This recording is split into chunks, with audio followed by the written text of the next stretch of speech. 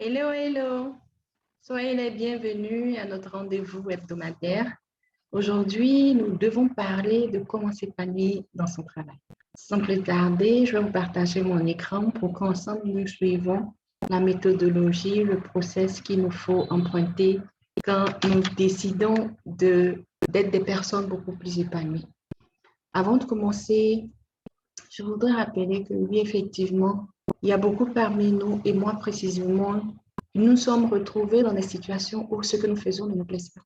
Ce que nous faisons ne nous apporte pas l'épanouissement, ne nous apporte pas la satisfaction que nous recherchons. Mais nous sommes restés enfermés dans cette situation par peur d'aller de l'avant, par peur des risques, par peur de beaucoup de choses en fait. C'est de cela que nous voulons parler aujourd'hui. N'hésitons pas à passer le cap lorsque nous nous retrouvons dans une situation qui ne nous convient pas. Mais au-delà, nous pouvons être dans un environnement sans nous rendre compte que c'est un seul élément de cet environnement-là qui nous empêche de nous épanouir. Comment retrouver cet élément et les sorties de notre environnement ou bien comment faire intégrer de nouveaux éléments dans notre environnement pour pouvoir être épanoui au travail. Allons-y dès maintenant. Voilà, nous sommes au direct de Val-d'Or. Je suis Val-d'Or et je suis vraiment très contente de vous avoir aujourd'hui avec moi. Nous parlons spécifiquement de comment s'épanouir dans notre travail. Oui, l'épanouissement au travail est un élément très important, comme je le disais tout à l'heure. Comment savoir si on est épanoui professionnellement ou pas? C'est le premier élément que nous allons voir. Parce que la définition de l'épanouissement est différente selon que l'on exerce un emploi ou un autre que nous aimons ou nous n'aimons pas, en fait. Vous voyez? Donc, les éléments qui nous permettent de savoir que nous sommes professionnellement épanouis, c'est surtout la sensation que nous avons. Parce qu'il n'y a pas de critères qu'on peut lister pour dire si je ressens ça ou si je ressens tel autre, je suis épanouie. Mais nous allons quand même essayer de voir quelques points. Pour savoir si nous sommes épanouis, on peut essayer de faire la liste des sensations que l'on ressent. Moi, je peux dire que je suis épanouie au travail lorsque, quand je vais au travail, j'ai de la lumière dans mon bureau. C'est ce qu'il faut pour mon épanouissement. Ça peut être un point aussi. Et ça peut être aussi autre chose. Ça peut être, par exemple, quand j'arrive au travail et que j'ai l'impression d'être au bon endroit. Je suis là où je dois être. Je ne sais pas si vous ressentez ça dans votre travail. Vous êtes dans un environnement et vous avez l'impression que vous êtes là où il fallait que vous soyez. C'est un critère d'épanouissement au travail. Vous avez aussi l'impression d'être heureux chaque matin d'aller au travail. Et inversement, lorsque vous n'êtes pas épanoui dans votre travail, chaque matin, quand vous vous levez, vous vous demandez certainement, mais pourquoi est-ce que je vais à ce travail? Donc, si le matin, en te levant, tu ressens de la joie à partir au travail, c'est que tu es épanoui dans ce que tu fais. Quand tu es heureux de faire le travail qui t'a été confié à chaque moment, on peut te confier même une dizaine, une centaine de tâches à faire, mais tu te sens heureux de le faire. Alors, dans ce cas de figure-là, tu peux dire que tu es épanoui professionnellement. Un autre point, c'est lorsque tu ne t'ennuies pas au travail. Tu ne ressens aucun ennui dans ton travail. Tu ne regardes pas l'heure passer et tu es étonné même que l'heure de la fermeture arrive parce que tu te sens bien dans ce que tu fais. Alors, tu peux considérer que tu es épanoui dans ton travail. Si chaque jour, on te demandait de faire cette même chose-là,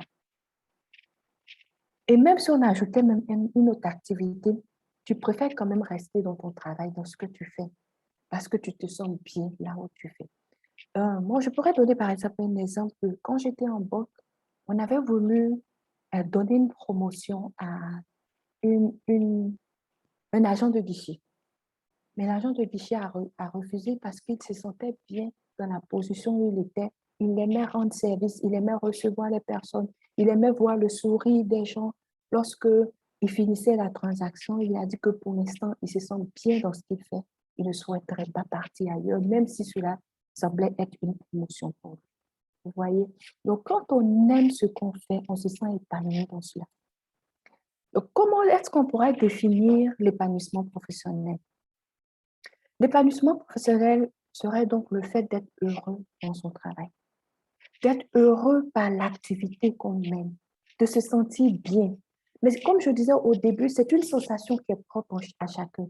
Ce qui fait ton bonheur n'est pas forcément ce qui fait le bonheur de l'autre. Alors, il ne faut pas dire que nous deux, nous faisons le même travail parce que je me sens heureux dans ce que je fais. Absolument, tous ceux qui le font se sentent heureux. Non, ce serait une erreur. Donc, si les conditions sont réunies, le travail peut être bien plus qu'une source de revenus, en fait. Et ça serait comme une partie intégrante de ce qui sert à nous épanouir au quotidien, tant sur le plan personnel que sur le plan professionnel. Mais quelles sont les conditions à réunir dans ce cas-là pour dire qu'on est professionnellement épanoui? Il y a beaucoup de raisons, il y a beaucoup de conditions, il y a beaucoup de choses qui peuvent nous amener à l'épanouissement professionnel. Mais c'est à chacun d'estimer si ces conditions-là sont réunies dans le travail qu'il fait actuellement. Et nous allons donc voir au fur et à mesure, et chacun, pendant que je vais parler, va examiner le travail qu'il fait actuellement pour savoir si ce qu'il fait renferme en fait les conditions qui lui permettent d'être épanoui à son travail. Nous allons dire qu'il y a 6 facteurs clés qui impactent notre épanouissement professionnel. Quels sont ces 6 facteurs-là? Nous avons dit tout à l'heure que l'épanouissement professionnel a lieu quand on aligne ce qu'on fait, c'est-à-dire notre travail, avec qui on est, nos valeurs, nos aspirations, nos besoins. Quand ceux-ci sont alignés avec l'activité que nous menons au quotidien, cela peut nous amener à l'épanouissement professionnel. C'est-à-dire quoi? Ça veut dire que on retrouve dans notre travail ce qui correspond à plusieurs niveaux, hein, à nous rapprocher le plus de notre vision de l'épanouissement. Nous n'avons pas tous forcément la même vision de l'épanouissement. Mais quand ce qu'il y a dans notre travail nous rapproche de cette vision-là, alors nous pouvons nous sentir heureux. Le premier facteur, c'est le quoi. Qu'est-ce que nous entendons par le quoi? C'est les tâches que nous réalisons au quotidien, les compétences que nous mobilisons pour notre travail, les outils que nous utilisons au sein de notre travail. Les tâches, c'est-à-dire quand tu es assis du matin jusqu'au soir, qu'est-ce que tu fais réellement? Tu réponds au téléphone, tu réponds à tes mails, tu fais des réunions. Est-ce que tu tires plaisir de ce que tu fais? Quelles sont les compétences que tu mobilises? Tu mobilises tes compétences euh, de communication, de bons communicateurs, tu mobilises tes compétences de bons vendeurs, tu mobilises, quelles sont les compétences que tu mobilises et dont tu es heureux de faire le travail en tant que tel. Les outils que tu utilises au sein de ton travail, est-ce que ça t'épanouit, ça te permet d'être épanoui? C'est ça qu'on appelle le quoi. Donc, plus on aime manier ces choses-là, et plus on est doué dans ce qu'on fait, plus on est susceptible d'être épanoui dans son travail. Alors, je te ramène la question. Est-ce que tu es doué dans ce que tu fais? Est-ce que tu aimes la manière dont tu fais ces choses-là? Faut noter cela sur un calepin à côté. Et jusqu'à la fin de cette formation, tu vas réellement savoir s'il te faut rester dans ce que tu fais actuellement ou s'il te faut migrer vers un travail beaucoup plus adapté pour toi. À l'inverse, on ne le saura pas si on n'aime pas la mission qui nous est assignée, si on n'a pas trop de travail. On te donne une responsabilité, tu es embauché pour quelque chose et tu arrives, tu n'as rien à faire. Du matin jusqu'au soir, tu n'as pas de tâches réellement à accomplir. Ça peut te décourager et puis ça peut te démotiver. Le deuxième facteur, c'est l'environnement de travail. Il faut regarder l'environnement dans lequel tu travailles. L'environnement de travail, on parle de l'espace de travail, c'est-à-dire ton bureau. On parle aussi des horaires, c'est-à-dire, est-ce que tu commences à travailler de 8 heures à 17 heures, de 9 heures à 19 heures? Est-ce que tu travailles en journée? Est-ce que tu travailles en soirée? Est-ce que ces horaires de travail-là sont adaptés à ton rythme de vie? Un autre élément qu'on va mettre dans l'environnement, c'est le mode de management. Comment est-ce que ton patron te gère? La manière dont ton patron travaille avec toi, est-ce que ça te plaît? Est-ce que tu es satisfait de la relation que tu as avec ton patron? Cela rentre dans l'environnement de travail. Donc, l'épanouissement au travail peut être endommagé par le fait que là où tu travailles n'est pas approprié pour ta créativité. Il y en a qui aiment travailler dans un open space, c'est-à-dire dans le bureau où tout le monde communique, où il n'y a pas de barrière. Par contre, il y a d'autres qui aimeraient se retrouver dans un bureau fermé, où ils sont seuls dans leur bureau pour pouvoir créer. Donc, quand tu vas mettre quelqu'un qui aime être dans un environnement avec tout le monde, dans un bureau fermé, lui, il ne va pas se sentir épanoui. Mais par contre, si on met quelqu'un dans un bureau ouvert, alors que c'est une personne qui aime avoir son espace privé, lui, pour le même environnement, ne va pas se retrouver, il va dire qu'il ne se sent pas bien. Donc aujourd'hui, là où tu travailles, regarde, examine ton lieu de travail. Est-ce que ça te plaît d'être dans un bureau fermé et de ne pas être en contact avec tes collaborateurs? Aimerais-tu que même quand tu es le patron, que ton bureau soit au milieu de ceux de tes collaborateurs pour être beaucoup plus proche d'eux? Ou inversement? Ce qui peut encore endommager ton épanouissement au travail, c'est le fait que tu n'aimes pas aller tous les jours au même endroit, mais tu n'as pas le choix. Par exemple, tu es de nature comme tu as un boulot de commercial. Tu vas t'épanouir lorsque chaque matin, tu dois sortir, aller sur le terrain, aller voir de nouvelles personnes, rencontrer de nouvelles personnes. Mais chaque jour, tu es obligé d'être assis au bureau. Cela ne te convient pas. Donc, ça peut agir sur la manière dont tu ressens que tu aimes ton travail. Tu vois. C'est ce que je voudrais dire lorsque je dis tu n'aimes pas aller tous les jours au même endroit et ça peut agir sur ton épanouissement. Un autre point, c'est que on te donne des horaires stricts, alors que toi, tu aimerais être plus flexible. Tu voudrais, par exemple, qu'on ne s'intéresse pas au fait que tu viennes au travail à 8 heures et que tu partes à 18 heures, mais à 20 heures comme les autres, mais qu'on te laisse libre cours de gérer tes horaires, mais d'apporter le résultat que tu peux apporter. Tu aimerais être dans cet environnement-là. Avoir des horaires stricts ne t'arrange pas. Et donc, ça peut endommager ton épanouissement. Ça peut faire que tu ne te sens pas à l'aise. Est-ce que tu es dans ce cas-là? Pendant que je suis en train de parler, est-ce que tu es dans ce cas-là? Un autre élément qui endommage souvent l'épanouissement des personnes au travail, c'est les méthodes de management. Ça ne correspond pas à tes valeurs. Si par exemple, tu tombes sur, je vais prendre un cas de figure, un patron qui aime contrôler tout ce que tu fais. Quand il te donne un travail à faire, lui-même, il va venir te dire comment est-ce que tu dois faire ce travail-là. À la limite, tu te sens frustré. Mais attends, je suis assez intelligent si je suis arrivé à ce niveau de responsabilité. Je suis assez intelligent pour faire à ma manière ce qu'on me demande de faire. Donc, ça fait que même sur le travail, tu l'aimais au début, mais la manière dont ton patron te gère agit sur ton ressenti au travail. Un point suivant, c'est que la manière dont tu vas au travail peut être un facteur de stress pour toi. Tu es obligé de prendre le RER, tu es obligé de prendre le bus. En fait, les conditions de ton accès au travail peuvent agir sur ton épanouissement. Tu habites loin. Le temps de quitter, par exemple, Yopougon-Yangon Sud à gauche pour arriver à Koumassi. Avant d'arriver au travail, tu es fatigué. Donc, ce n'est pas en tant que tel le travail que tu n'aimes pas, mais c'est l'accès qui crée et qui est un facteur de stress et qui t'empêche d'aimer le travail que tu exerces.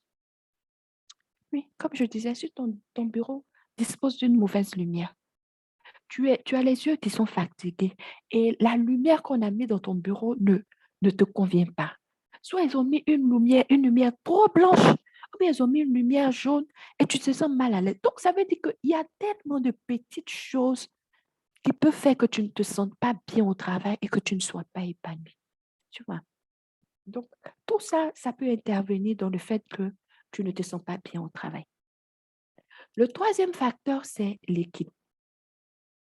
Les gens avec qui tu travailles, les personnes qui t'entourent, avec qui tu collabores. Donc, le facteur équipe, c'est comment est-ce que tes collègues t'apprécient et comment est-ce que tu apprécies tes collègues? Quelle est l'ambiance dans laquelle tu travailles? Quels sont les rythmes propres à l'équipe? Il y a dans certains environnements, le matin quand on vient, on va prendre ensemble le petit déjeuner. Et ça crée une certaine ambiance qui fait que le reste de la journée est gagné. Lui, il aime juste être dans cet environnement-là parce que quand il préfère même ne même pas prendre son petit déjeuner à la maison. Quand il arrive, parce qu'il sait qu'il y a un rythme avec l'équipe. On va prendre le petit déjeuner ensemble, on cause, et puis bon, il est l'heure chacun à recharger ses batteries. Voilà, donc le facteur équipe est très important. Donc, ton épanouissement peut prendre un coup si tu ne t'entends pas avec tes collègues. Est-ce qu'aujourd'hui, il y a dans ton environnement un collègue qui te pourrit la vie au travail? Quand il vient, c'est lui qui veut se jouer des chefs, alors que hiérarchiquement, il n'est pas celui qui travaille, sous lequel tu travailles, mais il a tendance à venir te donner des ordres. Ce n'est pas son rôle. Quand je parle, pendant que je suis en train de parler, il y a un visage qui vient devant tes yeux.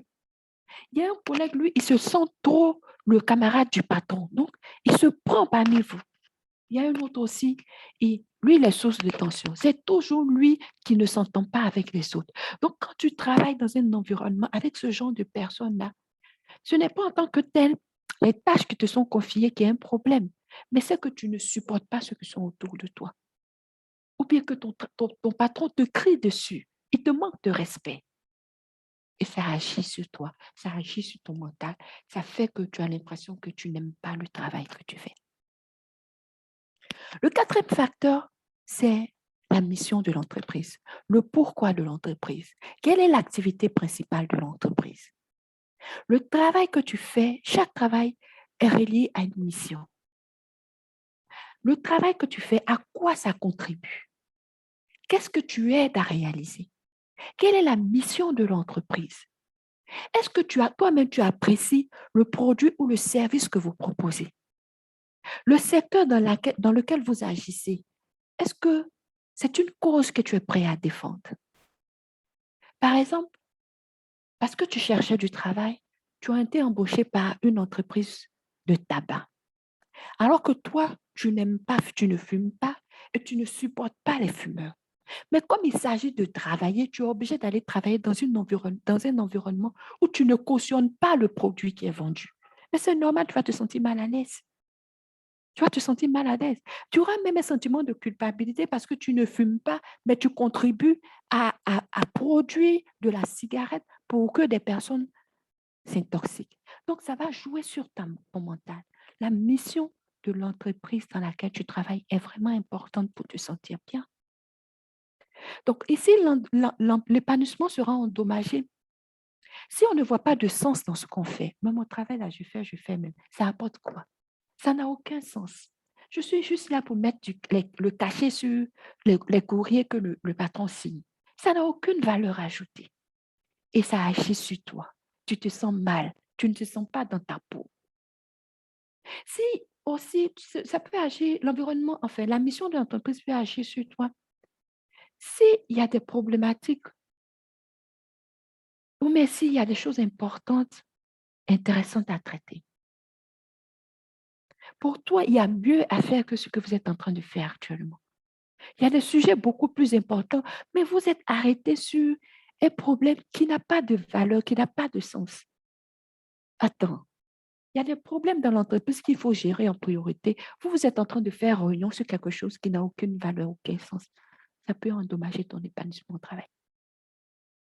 Et si tu ne te sens pas utile même dans ce que tu fais, tu as l'impression d'occuper un job qui ne sert à rien. C'est-à-dire, on t'a mis au placard. Il n'y a aucune valeur ajoutée dans ce que tu apportes. Ça peut te pousser à mal te sentir au travail. Cinquième facteur, et non des moindres, la rémunération et les avantages. Tout ce qu'on fait comme travail, sauf si tu es bénévole, c'est assorti d'une rémunération. Si au travail, tu n'as pas un salaire qui est aligné à ce que tu fais, ça peut être facteur de frustration et agir sur ton épanouissement. Et dans certaines entreprises même, il y a des avantages qui sont liés à des postes qui viennent en plus du salaire. Donc, chacun peut se demander si la rémunération que j'ai là, ce que je perçois là, est-ce que c'est suffisant par rapport à mon standard de vie?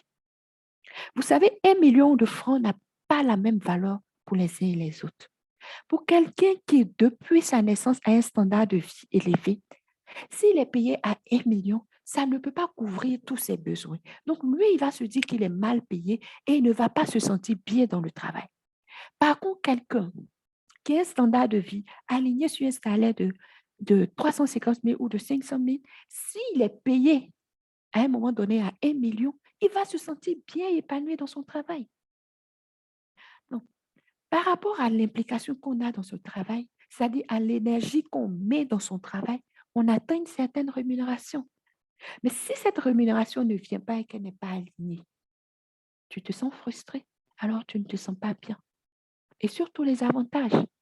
Tu as, tu as un travail où tu mérites d'avoir une voiture et on ne te donne pas une voiture de service. Tu seras frustré. Le sixième facteur, c'est la capacité à équilibrer sa vie professionnelle et sa vie personnelle. Et pendant que je parle de cela, beaucoup de femmes se retrouvent dans cette situation-là.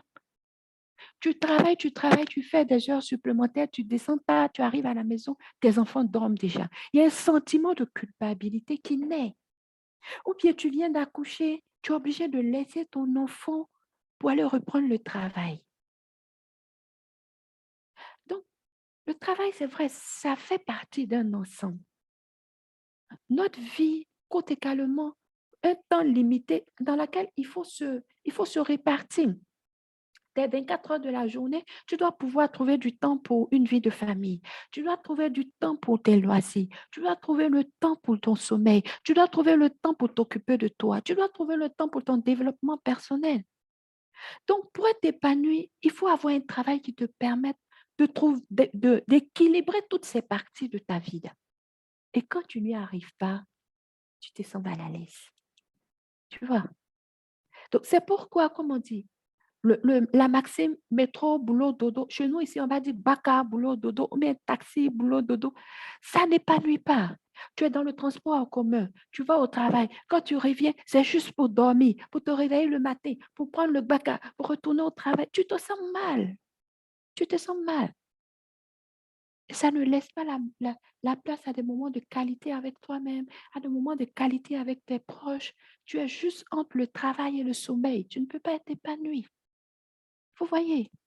Donc, ces 6 éléments que nous avons vus là sont importants. Voyons donc maintenant les 8 éléments qui concourent à notre bien, à notre épanouissement professionnel. Dans les 6 facteurs que nous avons évoqués, je suis certaine que vous vous êtes retrouvés. Mais il y a possibilité de sortir de là. Il y a possibilité de s'en sortir. La première des choses, c'est ton efficacité personnelle. Si tu ne te sens pas efficace dans ton travail, tu vas toi-même te dévaluer et tu vas lâcher l'affaire. Donc, je t'encourage à être efficace, à apprécier, à donner de la valeur toi-même au travail que tu fais. L'efficacité personnelle, ça dépend de l'organisation de ton travail et des méthodes de travail que tu appliques. Des processus que l'entreprise a mis en place et qui permettent aux collaborateurs de bien mener leur mission. Donc, si deux fois ces processus-là sont trop lourds, si c'est inadéquat avec le travail, ça ne te permet pas d'être satisfait. OK? Et les outils de travail qu'on te donne ne te permettent pas d'être efficace. Va, demande à ton employeur de te fournir les outils nécessaires pour que tu puisses être efficace dans ton travail. C'est juste le manque d'efficacité qui fait que tu n'es pas épanoui. Tu n'arrives pas à avoir le travail, à le résultat que tu veux parce qu'on ne te donne pas les moyens. Si tu demandes les moyens et que les moyens te sont donnés, tu seras plus efficace dans ton travail et tu vas être épanoui à ton travail. Deuxième élément, c'est de donner du sens à ton travail. Il faut essayer de trouver un sens à ce que tu fais. C'est primordial pour te sentir épanoui, tant personnellement que professionnellement. Ça veut dire quoi? Ça veut dire que si tu arrives à donner un sens à ton travail, si tu arrives à savoir pourquoi chaque matin tu te lèves, pourquoi tu travailles au quotidien, tu verras que Le fait d'avoir donné un sens à ton travail va t'apprendre à aimer ce travail-là et à être beaucoup plus épanoui. Si tu arrives à voir l'impact réel que ton travail a dans la vie de quelqu'un, tu ne vas pas baisser les bras. Par exemple, même si tu es réceptionniste et que tu n'aimes pas les tâches au quotidien, en tant que réceptionniste, remplir le cahier de courrier, arriver, départ de courrier, recevoir les gens, les renseigner. Pour toi, peut-être que c'est un travail rébarbatif. Mais regarde le sourire de la dame après que lui aies donné une information capitale. Regarde le bien-être que tu lui fais parce que tu as su l'orienter. Ça donne sens à ton travail. Donc, fouille actuellement, qu'est-ce que tu fais comme travail? Rentre en profondeur et donne sens à ton travail. Il faut te demander en quoi ce que je fais là est réellement utile. Sors de l'appréciation uniquement des tâches, mais regarde l'utilité de ton travail pour quelqu'un d'autre. Troisième élément important, il faut arriver à trouver de l'intérêt dans ce que tu fais. Le sens et l'intérêt, ce n'est pas la même chose. Pourquoi? Parce qu'on peut trouver du sens à son travail, mais s'ennuyer à mourir devant la répétition des tâches et l'absence de challenge. Tout à l'heure, je parlais du réceptionniste. Il a trouvé du sens parce que le fait de renseigner les personnes leur permet de facilement trouver leur voie. Mais à refaire chaque fois la même chose, remplir un cahier, tout ça, c'est ennuyant. Donc, s'il n'y a pas d'intérêt à faire cela pour lui, s'il n'y a pas de challenge en fait, il n'y a pas de défi, tu vas t'ennuyer et tu vas perdre l'intérêt au travail. Essaie de retrouver cet intérêt-là. Donc, le meilleur moyen de trouver de l'intérêt dans son travail, c'est d'avoir des tâches variées. Essaie de varier. Demande qu'on te confie de nouvelles responsabilités. D'effectuer des missions qui sortent du cadre habituel de ta fiche de poste. Soit il y a un nouveau projet au travail, demande à participer à ce projet-là, même comme bénévole. Ça va te redonner de l'intérêt au travail que tu fais. Tu vois? Et donc, ça fait que chaque entreprise, si vous êtes chef d'entreprise, que vous m'écoutez, demandez-vous l'organisation que vous avez mise dans votre entreprise. Est-ce que ça ne pose pas une question d'intérêt au niveau du travail que vous proposez? Le travail que vous confiez à vos collaborateurs, est-ce que ça a un sens? Est-ce que ça a de l'intérêt pour eux? Si vous-même, on vous demandait de le faire, est-ce que ce serait intéressant? Le quatrième point, c'est la reconnaissance. Ce n'est pas parce qu'on a signé un contrat de travail et qu'on est payé pour faire quelque chose qu'une petite reconnaissance de la part de notre travail, de notre patron pour le travail qu'on a accompli n'est pas appréciable. Il faut qu'on a besoin qu'on reconnaisse notre travail.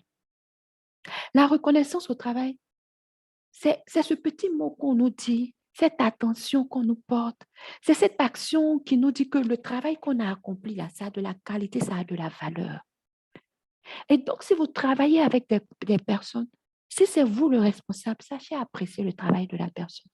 Même à la maison, même votre servante à la maison, apprenez à lui dire merci, tu as bien préparé. Vraiment, j'ai apprécié la manière dont tu as préparé. Cette reconnaissance, ça va faire que ça va créer de la fidélité. Vous aussi, vous avez besoin de cette reconnaissance-là. Apprenez à amener votre patron à vous apprécier, à dire tu as fait du bon travail. Demandez, mais si c'est possible, patron, comment tu as apprécié ce que je fais? Est-ce que j'ai bien fait? Vous allez voir que le fait que votre patron vous complimente va relever en vous votre valeur et vous serez toujours joyeux de continuer à faire votre travail. Personne ne dit non à un compliment, surtout quand celui-là permet de rester motivé au quotidien. Ça te donne envie de te surpasser, de faire encore plus. Et le cinquième élément, après la reconnaissance, c'est que chacun veut être autonome. C'est l'autonomie. Il n'y a pas d'épanouissement professionnel sans une bonne dose d'autonomie. C'est-à-dire, si on ne surveille pas le travail chaque jour qu'on te donne à faire. Donc, c'est sûr que le manager doit garder la maîtrise sur son équipe, doit avoir une vision d'ensemble. Mais ce n'est pas en contrôlant ce qui se fait, mais comment il va le faire qui va lui permettre de mieux réussir son travail. Au contraire, si vous agissez de la sorte, si vous êtes manager, que vous agissez de la sorte, vous avez toutes les chances de, de dévaloriser le travail de votre collaborateur et de vous-même, vous allez être débordé dans le travail. Donc, donnez de l'autonomie à vos employés. Vous allez voir qu'ils réussissent à le faire. Vous-même, vous serez épanoui. Eux aussi ils seront épanouis. Donc, si vous êtes collaborateur, négociez avec votre patron de vous donner de l'autonomie. Sinon, vous allez baisser les bras et vous allez être démotivé. Donc, donner de l'autonomie ou bien rechercher de l'autonomie, c'est quoi? C'est permettre à ses collaborateurs de se laisser organiser, de s'organiser comme ils souhaitent. Donc, négociez cette condition-là avec votre patron. Patron, est-ce que tu peux me laisser m'organiser comme je le souhaite? Je serai plus épanouie et je vais produire de meilleurs résultats. C'est avoir de la flexibilité dans le travail. C'est qu'on nous délègue ces responsabilités-là. Et vous verrez que si vous arrivez à obtenir de l'autonomie dans votre gestion de votre travail, vous serez beaucoup plus épanoui. Et la bonne relation au travail. Tout à l'heure, quand nous mentionnons les causes du manque d'épanouissement au travail, nous avons parlé de l'équipe. Avoir de bonnes relations au travail, c'est indispensable à l'épanouissement professionnel. Donc, créez la bonne ambiance dans votre travail. Sans ambiance saine au bureau, l'épanouissement professionnel, ça ne va pas prendre. Donc, soyez la personne qui apporte une bonne ambiance au bureau. Apportez le changement au bureau. D'accord? Et c'est important de partager avec ses collaborateurs, avec ses collègues, de bonnes relations. Donc, prenez sur vous-même de rétablir les relations, attention que vous avez au travail. Vous verrez que vous allez mieux vous sentir, que vous allez proposer votre aide aux uns aux autres et ça va vous permettre de ressentir un certain bonheur et bien-être au travail. Donc, la responsabilité vous revient de rétablir de bonnes relations au travail. Vous allez mieux vous sentir. Donc, redoublez de créativité pour proposer un environnement plus accueillant, plus lumineux, plus challengeant. Vraiment, trouvez le moyen d'avoir de bonnes relations avec vos collègues et vos collaborateurs. Septième élément qui peut vous apporter un épanouissement au travail, c'est les valeurs communes. On a tous des valeurs qui nous animent. Et ces valeurs-là sont au plus profond de nous, ce qu'on peut accepter ou ce qu'on ne peut pas accepter. Donc, on ne supporte pas généralement les personnes qui ne partagent pas les mêmes valeurs que nous. Mais on est obligé, on est obligé de travailler avec eux. Ok? Donc, ne mettez pas vos valeurs de côté pour choisir votre emploi. Quelles sont vos valeurs? Est-ce que vos valeurs, c'est l'intégrité? Est-ce que vos valeurs, c'est la rigueur? Est-ce que votre valeur, c'est l'assiduité? Est-ce que vos valeurs, c'est le respect du temps? Quand vous vous êtes attaché au respect du temps et que vous travaillez avec des personnes qui n'ont aucune notion du temps, vous êtes mal. Vous convoquez une réunion pour 9 heures, les gens s'amènent à 9h15, 9h25. Et ça vous énerve. Donc, si vous êtes dans un environnement où vous ne partagez pas les mêmes valeurs avec les gens, vous allez vous sentir frustré. Donc, apprenez à être dans un environnement avec des personnes qui ont les mêmes valeurs que vous. Mettez votre travail au service de vos valeurs. Partagez les mêmes valeurs que l'entreprise. C'est vraiment important. Recherchez un équilibre. En dernière position, recherchez un équilibre entre votre vie personnelle et votre vie professionnelle. Ne vous culpabilisez pas pour donner trop d'importance à votre travail par rapport à votre vie personnelle. Ne vous culpabilisez pas aussi de donner beaucoup d'importance à votre vie personnelle par rapport à votre vie. Mais trouvez un équilibre. Trouvez un équilibre. Comment est-ce qu'on peut être épanoui si on n'est pas équilibré dans la vie personnelle et dans la vie professionnelle? Il faut trouver un équilibre. Il faut pouvoir fragmenter vos journées de sorte à avoir un temps pour vous personnellement, un temps pour votre famille et un temps pour votre travail. D'accord? Mais ne lâchez pas prise. N'abandonnez pas. Ne culpabilisez pas, mais trouvez le moyen d'équilibrer les choses. Il y aura toujours quelque chose à faire que vous n'avez pas eu le temps de faire. Il y aura toujours quelque chose à améliorer. Recherchez ce quelque chose à améliorer là et faites-le. Même si le travail est important et il contribue à votre épanouissement, à votre développement personnel, le travail, ce n'est qu'une facette de votre vie. Il y a beaucoup de points, comme nous l'avons vu précédemment, dans lesquels il faut que vous soyez équilibré. Aménagez-vous aussi des moments de détente. Consacrez-vous à d'autres activités que vous aimez faire. Moi, par exemple, quand je suis fatiguée de travailler dans mon travail quotidien, je fais autre chose. Je ne vais peut-être pas dire non, je veux me reposer. Me reposer, ce n'est pas seulement dormir. Mais me reposer, c'est faire une autre activité qui me passionne. Moi, je suis passionnée par la mode, par la création de modèles. Donc, je m'assois, je crée de nouveaux modèles, je crée de nouveaux vêtements. Au début, euh, je disais, mais je suis fatiguée, je dois venir dormir. Mais je me rends compte que quand je suis fatiguée au travail habituel et qu'en week-end, je vais à mon atelier, quand je commence à créer de vêtements, je ne sens plus la fatigue parce que je fais une activité que j'aime. Je me sens équilibrée.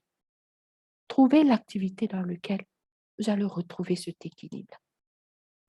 Donc, pour terminer, ce que je vais vous dire, c'est de prendre le temps d'analyser dans votre travail, ce que vous faites. Si dans votre travail, vous vous sentez efficace, si vous trouvez du sens et de l'intérêt à ce que vous faites, si vous arrivez à partager les mêmes valeurs communes avec votre entreprise, si vous avez de bonnes relations au travail, que l'on vous donne suffisamment de l'autonomie, que vous êtes responsabilisé dans les tâches que vous devez accomplir, que vous sentez que on a pleinement confiance en vous. Si vos collègues font preuve de reconnaissance au travail, si on reconnaît la valeur de ce que vous faites, et si vous avez un bon équilibre vie professionnelle, vie personnelle, vous ne pouvez qu'être épanoui. Pas de doute, mais tout ce qui est ici, les caractéristiques là sont réunies, vous allez être réellement épanoui professionnellement. Alors, si vous voulez être bien dans votre tête, bien dans votre corps, alors tâchez de trouver un travail qui vous correspond. Si ce que vous faites, vous pouvez ressortir ces éléments-là de ce que vous faites, vous serez épanoui. Mais s'il y a des choses qui ne sont pas possibles de transformer, de changer, c'est dans ce moment-là que vous devez chercher un nouveau travail qui vous correspond. OK? Donc, ce qu'il faut retenir sur l'épanouissement professionnel pour terminer, OK, c'est que l'épanouissement professionnel, c'est une sensation basée sur des critères qui sont propres à chacun. Ce qui fait le bonheur de l'autre ne fait pas forcément la joie d'une autre personne. Sachez trouver quel est l'élément sur lequel il est indispensable dans votre travail que vous l'ayez pour être heureux. N'abandonnez pas comme ça votre travail. Trouvez le sens qui manque à votre travail. Alors, je vais te demander si tu as la sensation maintenant, quand je finis de passer tout ça en revue et que tu as analysé le travail que tu fais actuellement, est-ce que tu penses que tu es épanoui dans ton travail? Ou bien tu as plutôt la boule au ventre, tu es plutôt serré, ton cœur est plutôt serré. Au fur et à mesure que je parlais, tu te retrouvais dans ce que je disais. Et puis tu regardes. Quand tu vas au travail, chaque matin, chaque fois, tu entends de regarder l'heure. Eh, il n'est pas encore 17h30, il n'est pas encore 18h30. Est-ce que c'est ta réalité? Est-ce que tu as besoin de donner un autre sens à ton travail, à ta vie professionnelle?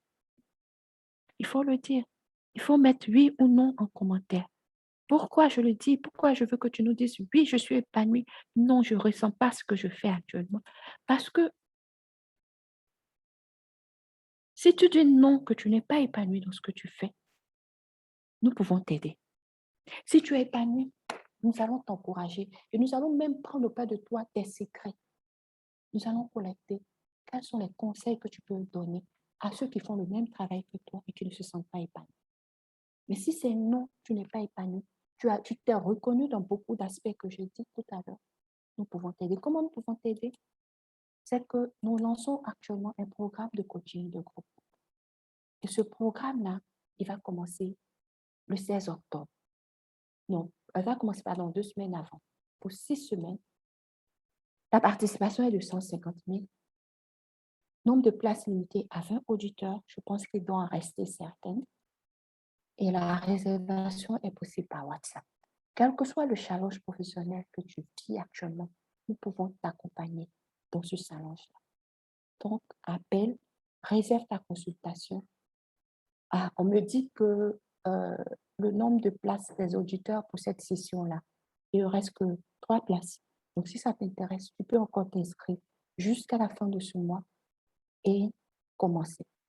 Le bonheur, là, c'est un choix. C'est toi qui dois décider. Si ton épanouissement au travail est inexistant, qu'est-ce qui t'empêche de faire le choix pour l'améliorer? Qu'est-ce qui t'empêche? Qu'est-ce qui t'empêche de ne plus avoir ce sentiment d'être bloqué dans ta vie? Tout est une décision que tu dois prendre. Une des clés de ton épanouissement professionnel, c'est de te procurer ce qui est important pour ton évolution, pour ta carrière, pour ton bien-être. Donc, si tu veux aller plus loin, voici ce que tu dois faire. La première des choses, si tu as un projet ou si tu as un projet de reprendre ta carrière en main et de vivre une vie professionnelle plus épanouie, deuxième élément, il ne faut pas t'attendre à quelqu'un. Il ne faut pas rester là en train d'espérer que ça va changer. Il faut penser à te faire coacher. Il faut penser à te faire accompagner. C'est le plus simple possible. C'est jusque-là, tu as fait par tes propres moyens que tu n'as pas reçu. Peut-être que d'autres personnes ont une vision différente et peuvent te donner des conseils. C'est ça le coaching. Le coaching, ce n'est pas t'orienter, ce n'est pas te donner des solutions, mais c'est d'examiner avec toi la situation que tu vis et de voir qu'est-ce qui serait adapté pour toi pour que tu atteignes tes objectifs. Donc, tu peux demander une séance de consultation. Le numéro que j'ai dit tout à l'heure, tu peux demander une séance de consultation. Pendant 30 minutes, nous allons passer en revue ta situation et voir si tu dois te faire accompagner, mais qu'est-ce que tu dois changer au niveau de ton travail pour que tout va bien. Il y a un lien qui sera mis dans le commentaire. Il faut juste cliquer dessus pour prendre. Alors, je vous dis à bientôt et j'ai été très contente de partager ce moment-là avec vous. Et vous avez besoin qu'on aille en profondeur pour vos cas spécifiques, je suis disponible. Je suis là pour vous donner des conseils professionnels, pour vous orienter, pour ensemble trouver les solutions qui vous conviennent. Alors, d'ici là, portez-vous bien. Voilà, nous avons fini pour notre séance pour cette journée. J'espère que cette formation vous a fait du bien. Et n'hésitez pas à me joindre en inbox si vous avez des questions spécifiques que vous voulez que nous abordons. Et vu que ce sont des thèmes assez sensibles, je suis disponible pour vous conseiller. Alors, passez une très bonne semaine et rendez-vous à notre prochaine séance. Bye.